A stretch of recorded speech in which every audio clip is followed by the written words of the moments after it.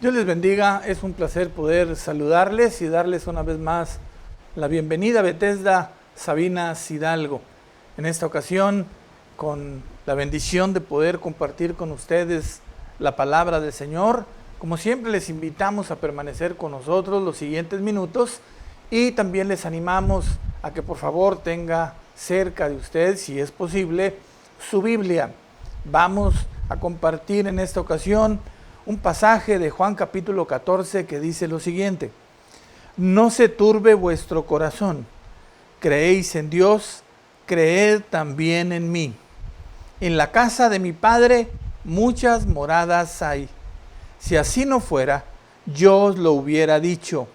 Voy pues a preparar lugar para vosotros, y si me fuere y os preparare lugar, vendré otra vez y os tomaré a mí mismo, para que donde yo estoy, vosotros también estéis. Juan capítulo 14, versos 1 al 3. Hoy estaremos hablando del tema la casa de mi Padre y estaremos respondiendo 4 preguntas acerca de este tema.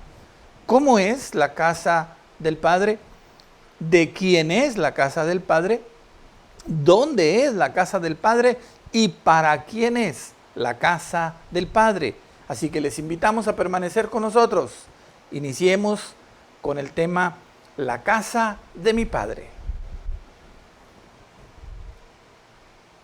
Bien, estamos listos para dar inicio y les invitamos, exhortándoles a que tengan su Biblia por ahí a la mano, este pasaje precioso donde Jesús, hablando con sus discípulos, les exhorta a tener confianza en Él, en su palabra, a creer verdaderamente en Dios, y donde expresa la situación de la casa del Padre, que este tema es sumamente importante para todos aquellos que tenemos en nuestro corazón el anhelo y la esperanza de poder habitar con Dios por toda la eternidad.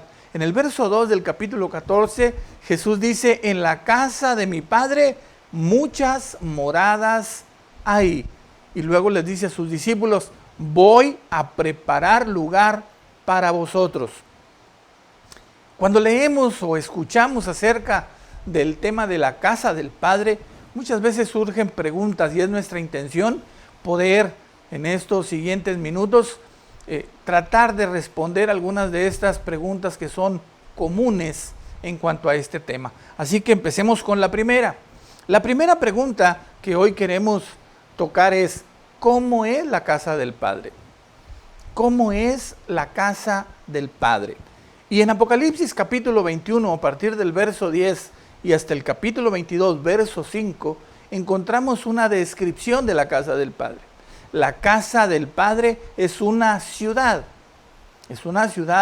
que la Biblia llama la Nueva Jerusalén.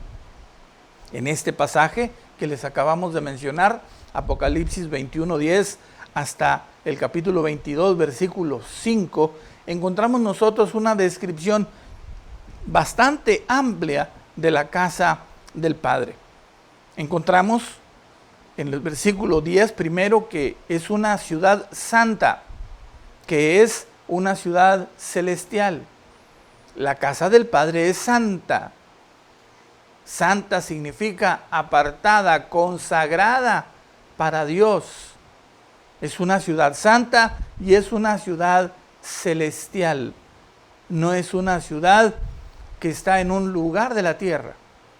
Número 3, tiene un muro de 65 metros y 12 puertas custodiadas por 12 ángeles. Esto lo encontramos en los versículos 12 al 17. Luego el versículo 14 nos dice también que los cimientos de este muro tienen grabados los nombres de los 12 apóstoles. Entonces, una muralla alrededor de esta ciudad llamada la Nueva Jerusalén de 65 metros, que tiene 12 puertas y que cada puerta está custodiada por un ángel. 12 ángeles custodian las entradas a la ciudad. Cada una de estas puertas es una perla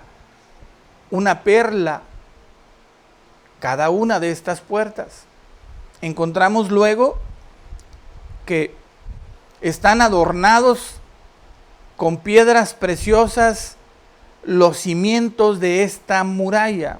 En los versículos 19 y 20 encontramos que esta muralla tiene 12 cimientos y que esos cimientos tienen escritos los nombres de los 12 apóstoles y que esos cimientos están adornados de todo tipo de piedras preciosas. Encontramos que la ciudad es de oro puro, según lo dice el versículo 18.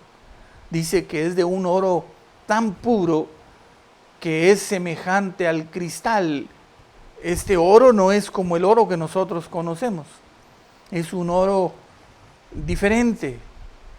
Su pureza es tal que es traslúcido y permite pasar la luz, transparentando la luz y dando, por supuesto, colores a través del resplandor de la luz extraordinarios.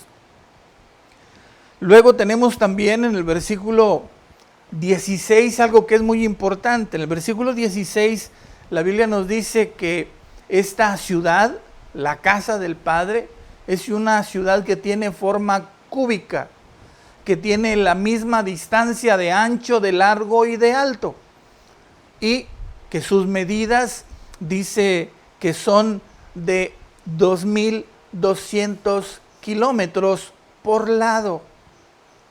La Nueva Jerusalén mide 2.200 kilómetros de ancho, 2.200 kilómetros de largo y 2.200 kilómetros de alto. Toda ella está rodeada por esta muralla de 65 metros. Alrededor de la ciudad hay 12 puertas. Cada puerta es una perla y cada puerta tiene como custodia un ángel. Además, en las puertas están escritos los nombres de las 12 tribus de Israel. Dice Juan que no vio en el templo, no vio en ella templo, no vio que en esta ciudad celestial, en esta ciudad santa, en la casa del Padre, había templo.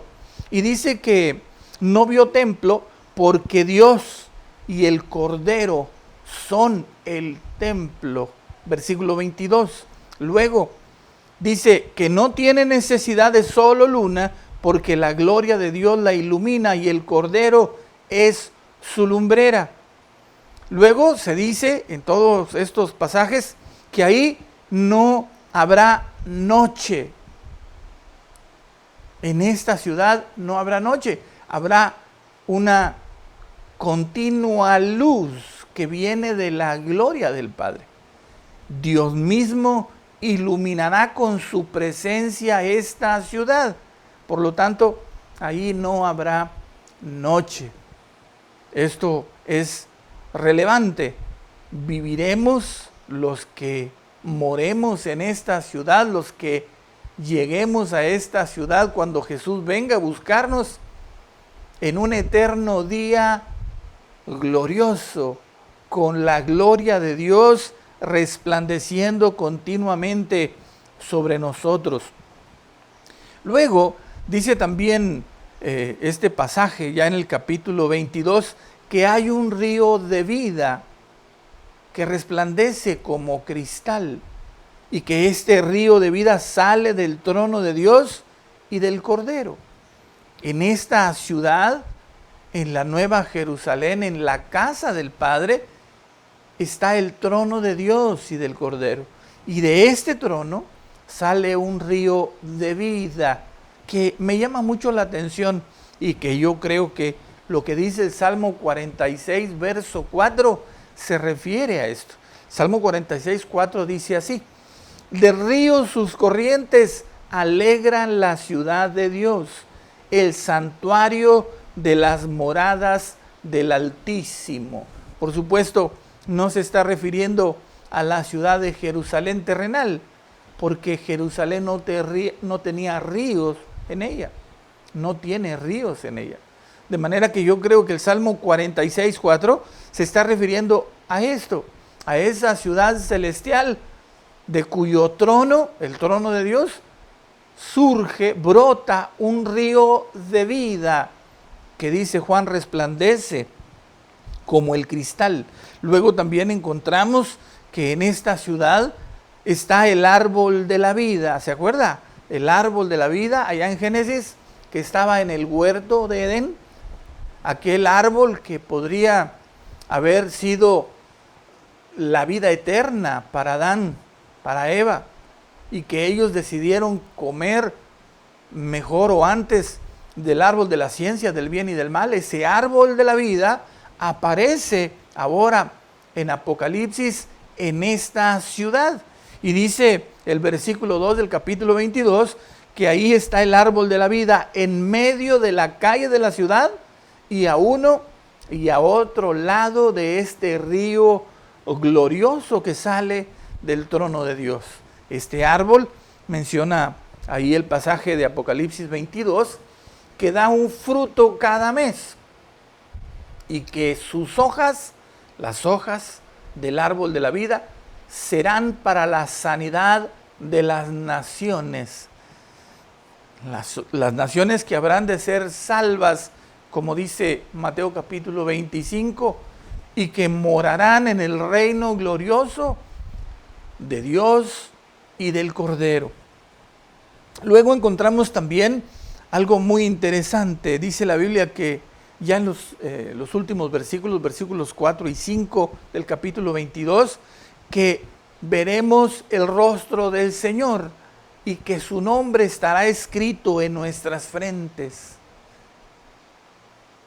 Por fin podremos ver el rostro de nuestro amado Salvador. Y hago énfasis en esto porque esto es algo que particularmente en mi vida, en mi corazón, es un anhelo grande.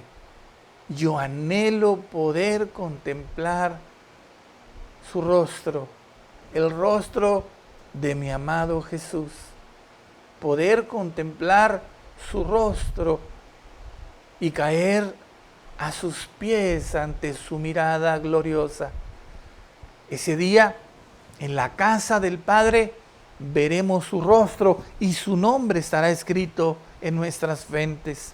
Finalmente, el versículo 5 dice que reinaremos en esa ciudad y desde esa ciudad por los siglos de los siglos. Finalmente, los hijos de Dios, la iglesia amada, estará con Jesús en esas moradas que Él prometió que fue a preparar y a las cuales nos llevará cuando venga a buscar a los que son suyos.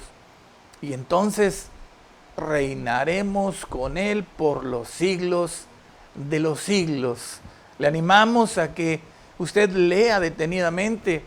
Cuestión de tiempo, tuvimos que hacerlo muy rápido, pero le invitamos, le animamos a que usted lea este pasaje, el capítulo 21 de Apocalipsis, a partir del verso 10 y hasta el versículo 5 del capítulo 22, usted encontrará la descripción de la casa del Padre, la nueva Jerusalén, esta ciudad maravillosa a donde Jesús fue a prepararnos un lugar. La segunda pregunta que queremos responder hoy es: ¿de quién es esta ciudad? ¿De quién es la ciudad? Bueno, la palabra del Señor nos dice que la ciudad es de Dios. Él, Dios, la diseñó y la construyó. En Hebreos capítulo 11, verso 10 encontramos lo siguiente: porque esperaba la ciudad que tiene fundamentos, cuyo arquitecto y constructor es Dios. Dios diseñó esta ciudad y Dios mismo la creó, la construyó con el poder de su palabra. Hebreos 12, 22 dice: sino que os habéis acercado al monte de Sión, a la ciudad del Dios vivo, Jerusalén la celestial, a la compañía de muchos millares de ángeles. Y finalmente, 2 Corintios capítulo 5, verso 1, porque sabemos que si nuestra morada terrestre, este tabernáculo, se deshiciere, tenemos de Dios un edificio, una casa no hecha de manos, eterna en los cielos. De manera que esta ciudad, esta casa, como Jesús lo dijo, la casa del Padre es de Dios, le pertenece a Dios, como toda la creación. Dios creó todas las cosas con la palabra de su poder. Por Él fueron hechas todas las cosas. Por Él subsisten, por el poder de su palabra. Y la casa del Padre le pertenece a Él. Él es su diseñador y su constructor. Pasemos a la siguiente pregunta. ¿Dónde es? ¿Dónde se encuentra? ¿Dónde está la casa del Padre? Esta es una pregunta que muchas veces la gente se hace y que algunas religiones incluso toman a burla estas cosas, pero yo quiero compartir con ustedes de la palabra del Señor lo que nos dice acerca de la ubicación de esta ciudad, de la casa del Padre. Y vamos primero a Hebreos capítulo 11, versículo 14 al 16, que dice lo siguiente. Porque los que esto dicen claramente dan a entender que buscan una patria, pues si hubiesen estado pensando en aquella de donde salieron, ciertamente tenían tiempo de volver, pero anhelaban una mejor, esto es, celestial, por lo cual Dios no se avergüenza de llamarse Dios de ellos, porque les ha preparado una ciudad. La ciudad, primero, entendemos que está en el cielo, que es celestial. Lo acabamos de leer. Dios preparó una ciudad y particularmente el capítulo 11 se está refiriendo a que todos aquellos que vivieron en fe y por fe estaban esperando una patria, no estaban buscando un lugar en la tierra, no estaban buscando una patria terrenal. Y dice el escritor a los hebreos que ellos estaban buscando esa ciudad que Dios preparó, ese lugar en el cielo. Hebreos 12:22 dice así: sino que os habéis acercado al monte de Sión, a la ciudad del Dios vivo, Jerusalén la celestial. ¿Dónde está esta ciudad? Está en el cielo. Apocalipsis 21:10 dice: y me llevó en el espíritu a un monte grande y alto, y me mostró la gran ciudad santa de Jerusalén, que descendía del cielo de Dios. La nueva Jerusalén, la casa del Padre, está en el cielo. Y la Biblia es precisa y enfática. El Señor nos dice que su casa está reservada, está preparada en el cielo. Encontramos que habrá de descender en algún momento del cielo. Ahora bien, el conflicto aquí para algunos es: ¿a qué cielo se refiere? ¿Dónde está ese cielo donde se ubica la nueva Jerusalén? Y hay quienes creen que es una parte de este infinito universo en el cual nosotros nos encontramos en este pequeño planeta Tierra. La Biblia nos habla de 3 cielos, pero nunca nos dice la ubicación de ese tercer cielo, donde Dios habita, donde Dios mora y donde se encuentra la nueva Jerusalén. Particularmente, Yo me inclino a creer que ese tercer cielo no se ubica en este universo en el cual estamos nosotros. Creo que ese tercer cielo es un lugar distinto, es una dimensión diferente a la nuestra. De manera que la nueva Jerusalén descenderá del cielo hacia la tierra. Esa ciudad celestial, la casa del Padre, que está en ese lugar que la Biblia llama el cielo de Dios, donde Dios habita, en ese lugar glorioso a donde Jesús vendrá para llevarnos y que así estemos siempre con Él. De manera que creemos que habitaremos en esta preciosa ciudad, la casa de nuestro Padre. Tercera pregunta, ¿para quién es esta ciudad? ¿Para quién Dios preparó esta ciudad? Bueno, cuando nosotros leemos la Escritura, cuando profundizamos un poco en esto, nos vamos a encontrar que en esta ciudad hay millones y millones de ángeles. Que el trono de Dios está rodeado de ángeles, de querubines, de serafines, en fin, de toda la creación angélica. Como veíamos en esa descripción que nos da Apocalipsis 21, cada puerta de la muralla de esta ciudad está custodiada por un ángel. Me inclino a creer que son querubines. Querubines que están custodiando, guardando los accesos a la ciudad. Una de las funciones de los querubines es esta. Ellos tienen la función de porteros celestiales. Eso lo platicaremos en otra ocasión. ¿Para quién es la casa del Padre? La palabra del Señor nos enseña que esta ciudad, la casa del Padre, es para los que están inscritos en el libro de la vida del Cordero. Apocalipsis 21:27 dice: no entrará en ella ninguna cosa inmunda o que hace abominación y mentira, sino solamente los que están inscritos en el libro de la vida del Cordero.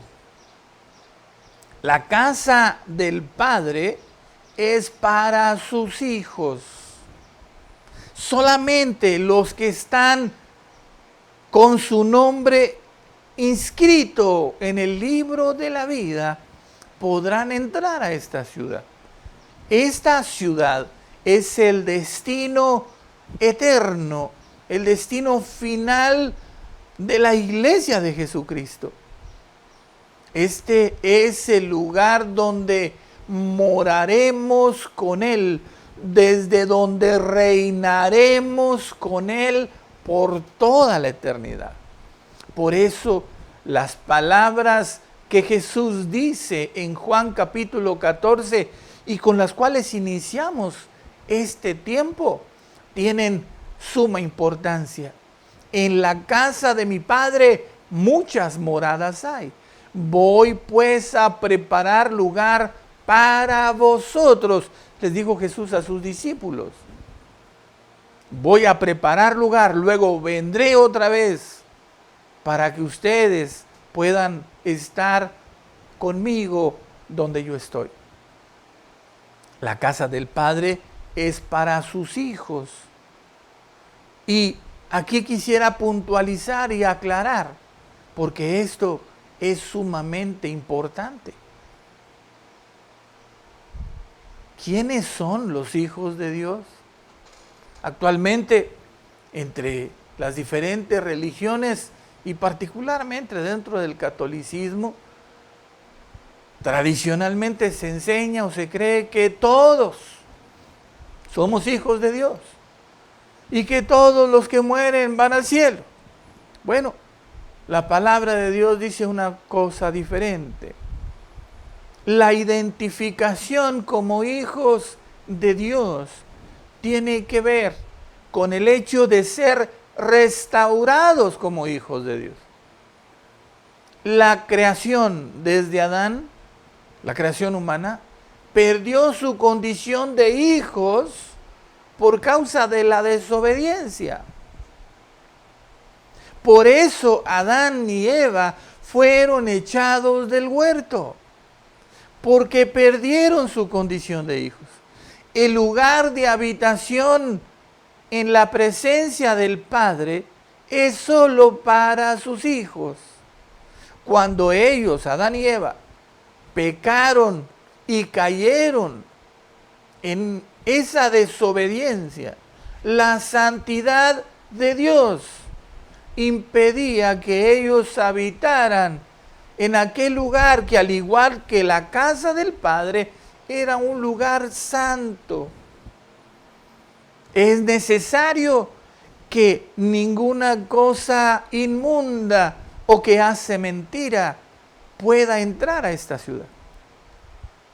Solamente los hijos de Dios, y los hijos de Dios son aquellos, como dice Juan 1:11 y 12, a lo suyo vino y los suyos no le recibieron, mas a todos los que le recibieron, a los que creen en su nombre, les dio la potestad de ser hechos hijos de Dios. Luego dice Hebreos capítulo 12, versos 6 al 8. Porque el Señor al que ama disciplina y azota a todo aquel que recibe por hijo. Verso 7. Si soportáis la disciplina, Dios os trata como a hijos. Porque ¿qué hijo es aquel a quien el Padre no disciplina? Pero si se os deja sin disciplina, de la cual todos han sido participantes, entonces sois bastardos y no hijos. La calidad de hijos, la autoridad de ser hijos de Dios, la recibimos cuando recibimos a Jesús. En Juan 1:11 la Biblia dice que Jesús vino a lo suyo, porque toda la creación es suya, porque Él creó todas las cosas. Pero luego dice que los suyos no le recibieron, y se refiere particularmente a la nación judía, al pueblo de Israel, el pueblo de Dios del antiguo pacto. Que cuando Jesús vino para ofrecerles el reino prometido por Dios, estos le rechazaron. Por eso dice, a lo suyo vino y los suyos no le recibieron. Pero luego esta oportunidad, este ofrecimiento fue dado a las naciones enteras, para que se cumpliera la promesa de Dios dada a Abraham. En ti serán benditas todas las naciones. En la simiente de Abraham, Jesús, se cumplió el ofrecimiento del reino. Y Jesús vino para predicar el evangelio del reino y para ofrecer la oportunidad de que el evangelio de la gracia pudiera llegar a todas las naciones. Cuando Israel desechó el evangelio del reino, cuando no aceptó al rey que vino y que entró triunfante aquel domingo sobre los lomos de aquel borrico, llevando la esperanza de la gloria de Dios, y que fue rechazado, muerto en una cruz, destrozado y derramada su sangre por los pecados de los pecadores. Luego esta promesa y esta oportunidad pasó a todos los pueblos, y hoy la sangre de Jesucristo, su Hijo, nos limpia de todo pecado. La oportunidad es para aquellos que deciden recibir a Jesús. Y esto no es solamente una frase, no es solamente algo que hay que decir, sino que tenemos que reconocer, como leímos en Hebreos capítulo 12, que los hijos de Dios tienen que vivir en la disciplina de Dios. en ese proceso de transformación del carácter que tenemos antes de conocer a Cristo. Si recibimos la disciplina de Dios, si soportamos la disciplina de Dios, entonces confirmamos en este mundo que somos sus hijos. Porque hay mucha gente hoy. Hoy las iglesias están llenas de personas que dicen que son hijos de Dios, pero no soportan la disciplina de Dios. Llegan por montones a los templos buscando las bendiciones de Dios, buscando que Dios resuelva sus problemas, pero ni siquiera están enterados de lo que Dios quiere hacer transformando su carácter. Pero no se han dado cuenta de que Dios disciplina a todos sus hijos. Y hoy encontramos a cualquier persona diciendo que ellos son los consentidos de Dios. Amado hermano, querido amigo, Dios no tiene consentidos. El unigénito del Padre, Jesús mismo, cuando estuvo en su condición humana, dice la Escritura, por lo que sufrió, aprendió obediencia. Dios no tiene consentidos. Jesús derramó su sangre para salvarte. Arrepiéntete hoy. Vuelve tu corazón sincero a Él. Y si tú ya conoces a Jesús, asegúrate de caminar en tu vida bajo la disciplina, bajo el poder de su palabra y de su espíritu. Porque aquel que no sufre, que no soporta, que no quiere, que desprecia la disciplina de Dios, no es hijo. Es un hijo ilegítimo. Es alguien que dice ser hijo, pero que en realidad está engañado en sí mismo.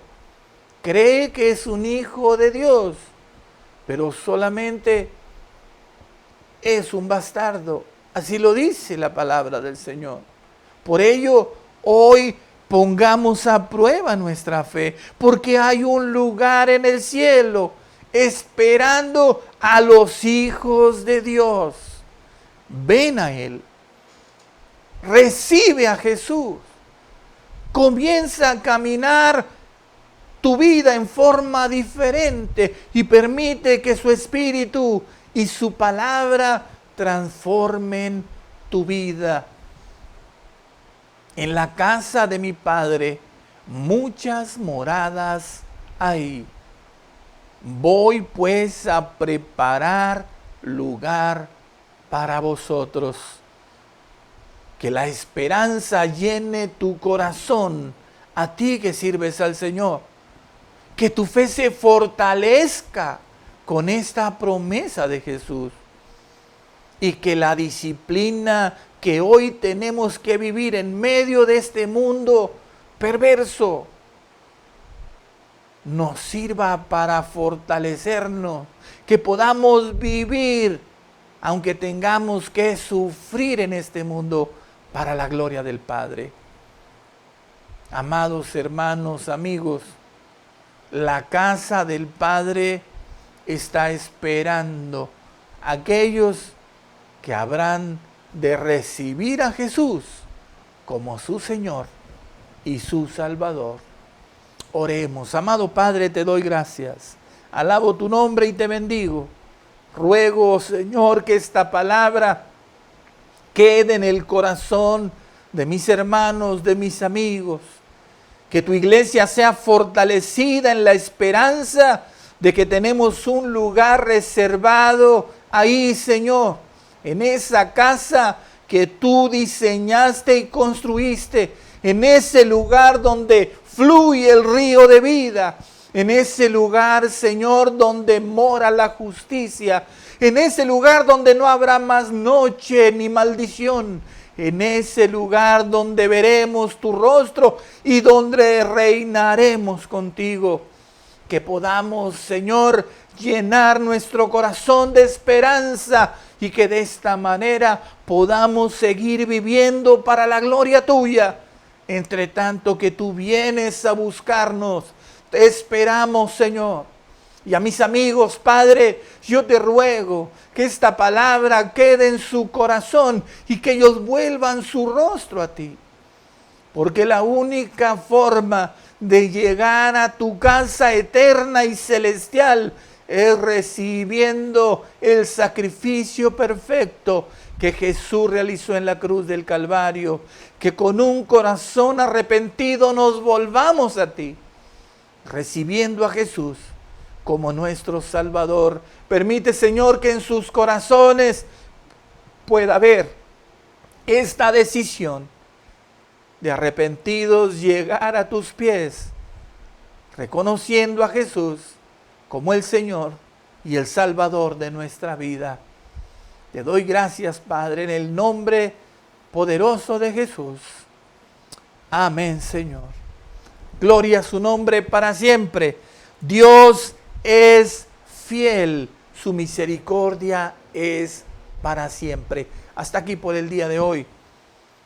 Les damos gracias por permitirnos llegar hasta ustedes. Les invitamos para la siguiente. Por hoy se despide de ustedes como siempre, Pastor Sergio Vélez, diciéndoles hasta la próxima.